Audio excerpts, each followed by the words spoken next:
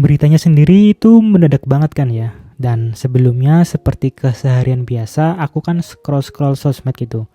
Dan mendapatkan kabar bahwa rest in peace Akira Toriyama. Akira Toriyama, bener nih. Dia kan yang bikin Dragon Ball kan ya. Dan aku cari-cari kabarnya mungkin lewat 1 hari ternyata berita yang dari sosmed itu ternyata beneran. Bahwa Akira Toriyama sudah meninggal. Dikabarkan oleh Bird Studio. Bird Studio itu studio manga dan desain produksi milik Akira Toriyama. Melalui akun X-nya, Twitternya itu di tanggal 8 Maret, informasi ini diumumkan bahwa Akira Toriyama sudah meninggal pada tanggal 1 Maret 2024. Dari pengumumannya sendiri, Akira Toriyama meninggal dikarenakan hematoma subdural akut atau pembekuan darah di otak. Akira Toriyama sendiri meninggal pada usia yang ke-68 tahun. Terus postingan di situs web juga mengungkapkan kesedihan dan penyesalan atas kematian mendadak dari Akira Toriyama. Dengan mengatakan bahwa Akira Toriyama sendiri itu sebenarnya masih penuh semangat dengan mengerjakan banyak proyek dan masih banyak proyek yang ingin dia capai. Jadi kepikiran nih. Khawatir dengan kreator lain atau mangaka lain yang masih bikin cerita atau manga yang masih ongoing nih. Tapi kita berharap semoga para kreator atau mangaka tetap sehat dan menyelesaikan karyanya. Dan kita pun sebagai pembaca juga diberi umur dan kesehatan. Dan semoga bisa tahu ending One Piece sih. Oke. Selain itu, postingan tersebut juga mengungkapkan bahwa rasa terima kasihnya kepada para penggemar dan semoga karya dari Akira Toriyama sendiri akan terus dicintai semua orang hingga waktu yang lama. Tentu, bagi aku akan selalu mencintai karyanya dan selalu mengingatnya.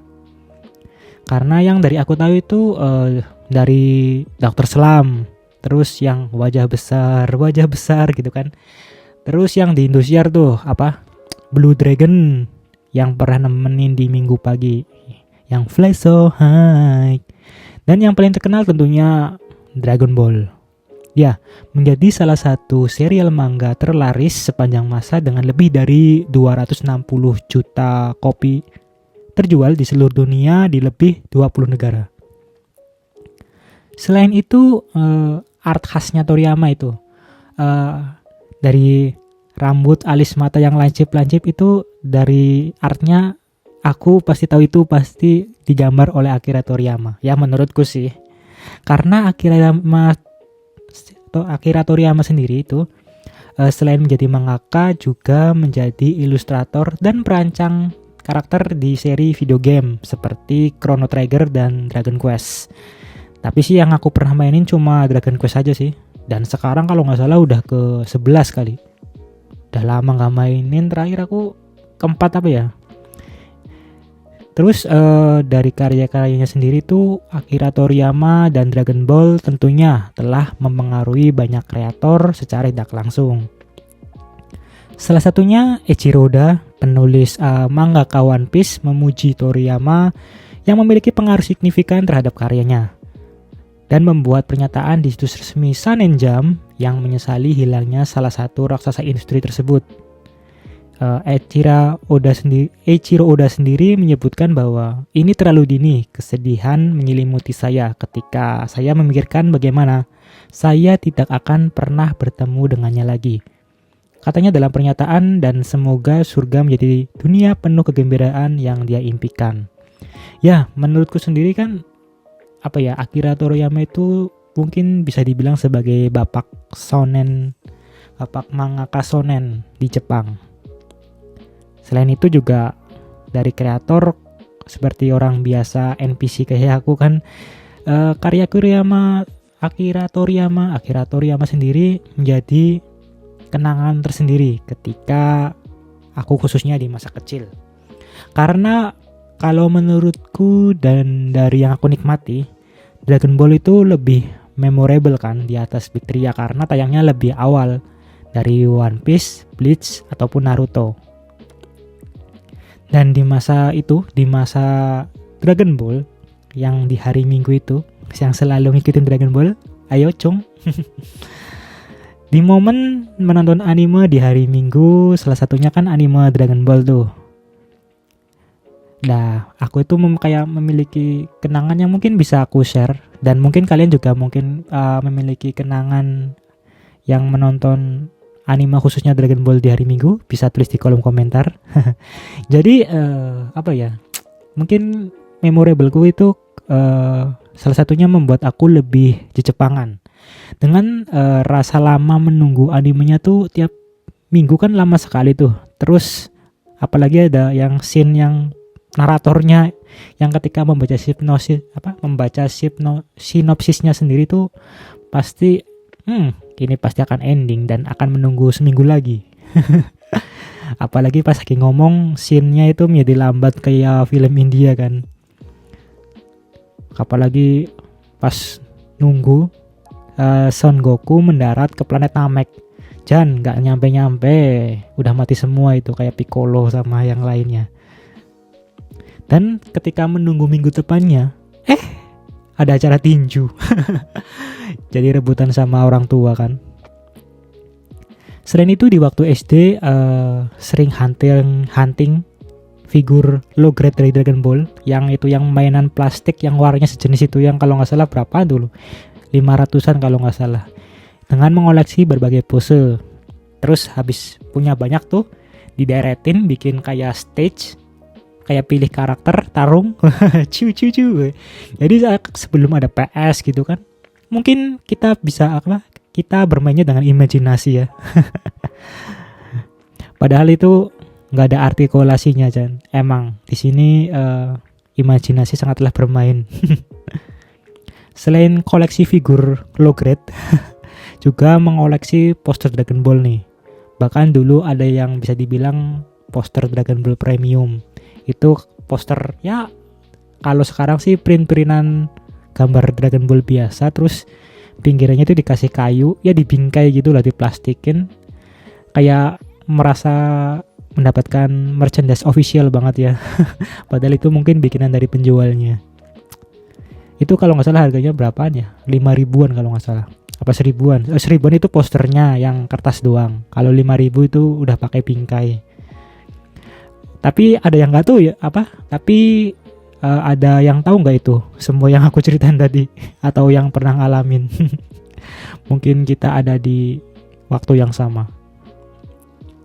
Dan kembali ke yang lebih Jepangan lagi itu kenapa? Karena kan menunggu animenya itu kan lama, apalagi kadang dijeda sama acara tinju tuh. Terus aku menemukanlah apa yang namanya manga. Ya, dengan manga ternyata aku itu bisa mengetahui cerita selanjutnya dengan lebih cepat loh. Dan bahkan manga pertamaku itu yang kebeli tuh malah manga Dragon Ball volume 42 tuh, yang lawan yang ini nih. Ini yang versi Jepang sih. Dulu beli yang versi Indonesia.